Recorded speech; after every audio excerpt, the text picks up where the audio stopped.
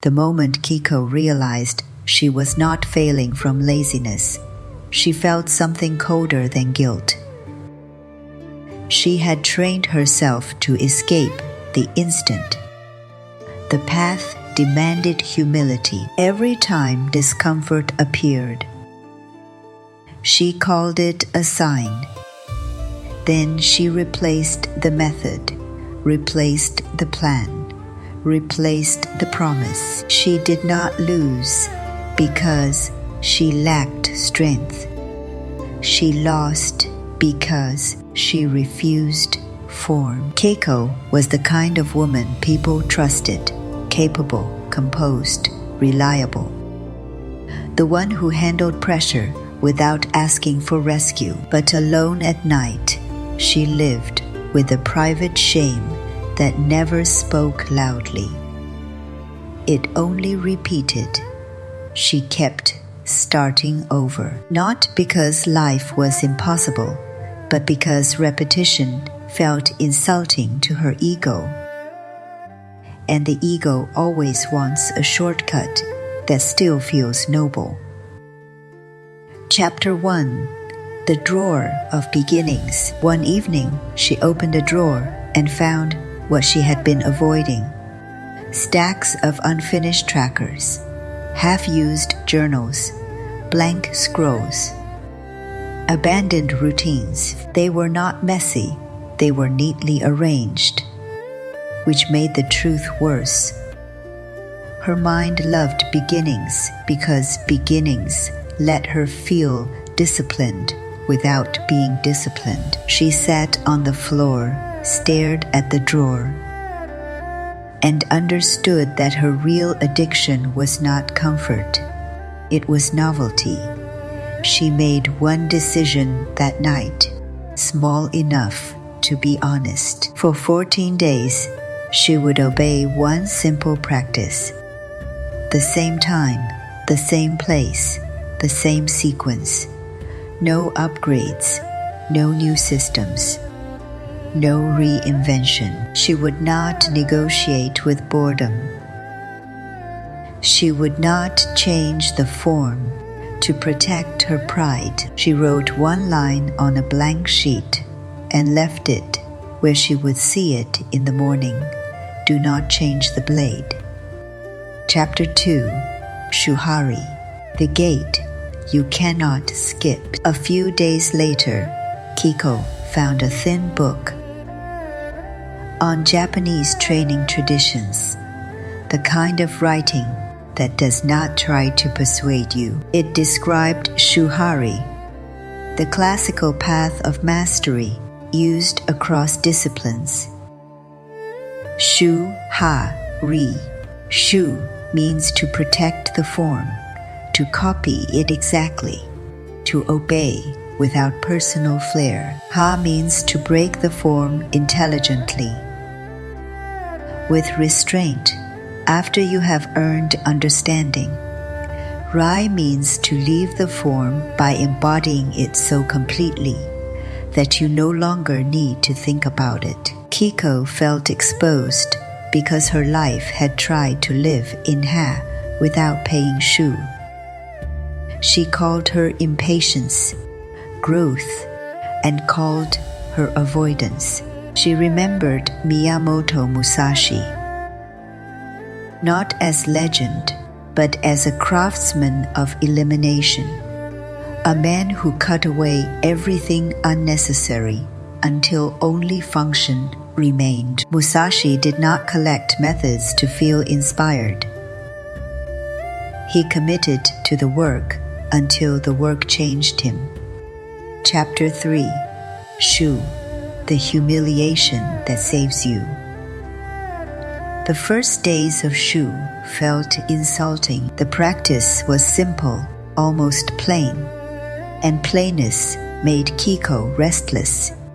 Her mind began whispering, "You are meant for more than this," as if repetition was for someone smaller. She recognized the trick. The ego does not mind effort. It minds obedience. On the 5th day, Pressure arrived in a small social moment. A colleague corrected her in front of others. Not cruelly, but clearly.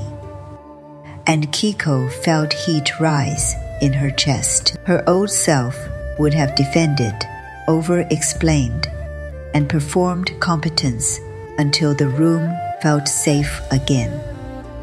Her new rule was one breath before any reply, then one sentence only. She corrected the mistake calmly and stopped talking. And the meeting moved on without giving her ego a stage. That night, she wanted to skip practice because skipping would let her feel like a victim of a hard day. She did the form anyway, not perfectly, not with passion, but with obedience, and she noticed something important. When you obey the form on a bad day, you stop being owned by mood. Chapter 4. The stone does not argue. By the second week, boredom appeared, and boredom was the real test. Kiko always thought the enemy was difficulty, but difficulty makes you alert. Boredom makes you negotiate. It says, "This is not working," when the truth is, "This is working too slowly for my pride." Kiko began to treat boredom like weather. She did not dramatize it. She did not interpret it. She did not fix it with novelty. She showed up and repeated the form with the same quiet seriousness. The same way a blade meets stone. Not angry, not emotional, just consistent. In Zen training, the mind settles when you stop feeding it stimulation as a reward for patience. She was learning to sit inside plainness without escaping. Chapter 5. Ha, the right to adjust. On day 15, Kiko felt a different kind of confidence, not excitement, not a surge, but a reduction of inner noise. This is where Hei becomes possible. But Hei is not freedom to become impulsive again. Hei is change with discipline. Hei is a deviation earned through understanding. Her rule for Ha was strict. Change one variable only. If she adjusted duration, she kept the same time and place. If she adjusted sequence, she kept the same duration. This prevented her old habit of rebuilding her life every time she felt discomfort, which was never mastery, only escape.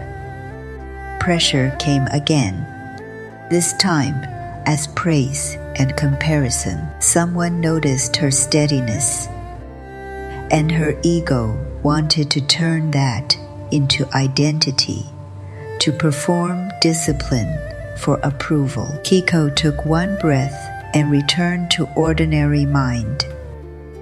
Haijishin, steady in criticism, steady in praise.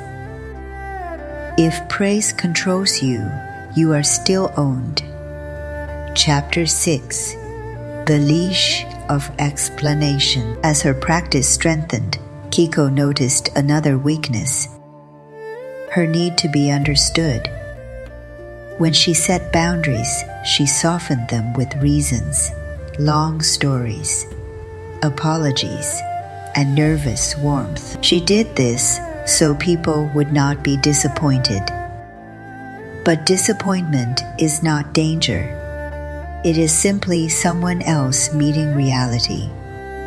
In warrior discipline, a clean boundary is part of clean conduct. Keiko created a non-negotiable action that felt sharp at first. Once a day, she would say one clean no without explanation. Not rude, not emotional. The first time she did it, she felt the familiar panic. The urge to repair the mood, the urge to win back approval. She did not repair it, and she learned a quiet truth. A woman who can tolerate being misunderstood becomes difficult to manipulate. Chapter 7. The identity that returns. Ri did not arrive with fireworks. It arrived as a simple change in the way Kiko started her day. She no longer asked, "Do I feel like it?" She asked, "What does the form require?" This was not coldness, it was freedom from emotional bargaining. The form became the ground beneath her. She added one final practice that sealed the shift. Ichio Zamai. Full attention on one act. Each day, she completed one task fully. Start to finish, without scattering, without performance, without reaching for distraction. Completion became her proof, not to others, but to herself. Her life began to look simpler.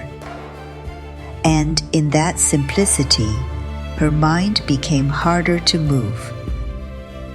Kiko learned what Shuhari truly offers.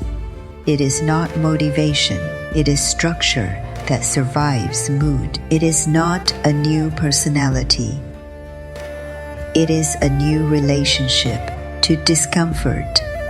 When you stop switching paths to protect your ego, you stop being a beginner in your own life, and when you obey what you choose, quietly and repeatedly, you become unowned.